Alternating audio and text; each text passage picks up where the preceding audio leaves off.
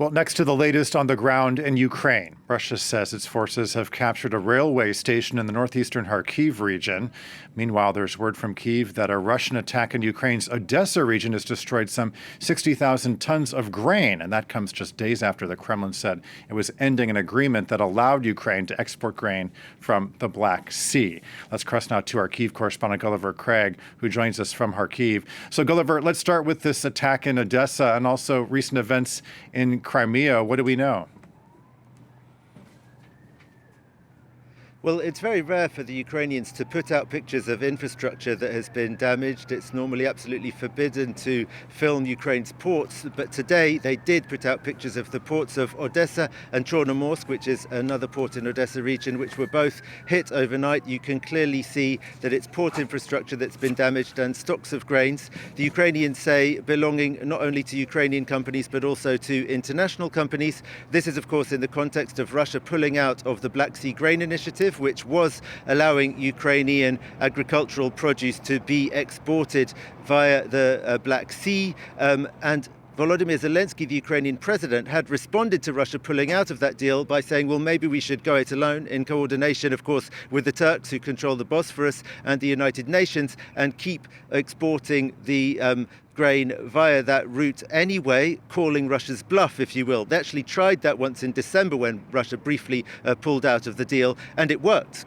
leading Russia to move back in to the deal. But the events of last night would seem to be Russia's response to that. That's certainly how the Ukrainians are interpreting it, suggesting that Russia wants to prevent Ukraine from being able to do this and show that it will not be safe to do so. Alexander Kubrakov, the Ukrainian deputy prime minister, even went so far as to say that Russia has shown with its actions last night that it's at war not only with Ukraine, but also with all the countries in Africa and Asia that depend on Ukrainian grain, because this is clearly an attack on international food security. People are talking about hunger blackmail on the part of the Russians by really, destroying the infrastructure that allows Ukraine to export grain by sea. And the vast majority of Ukrainian agricultural produce really has to be exported by sea. It's very hard to see the country getting enough capacity together to export the same kinds of quantities of grain via land or river routes. And just briefly on Crimea, it looks like the Ukrainians hit a Russian training camp with a lot of ammunition there overnight. Certainly there have been a lot of explosions. The last I saw, the explosions and the fires were still going on, much to the delight of a lot of Ukrainian media. And Gulliver, you're in Kharkiv, where Russia says it's making some advances. What's the situation there at the moment? Well, it's in the eastern part of Kharkiv region that the situation is tense and the fighting has intensified in recent days, mainly around the town of Kupiansk, which was occupied for several months by Russia and then freed by Ukrainian forces in September. I went there this morning and you could hear explosions in the distance almost constantly. I say in the distance, it's only a few kilometers away that the front line runs.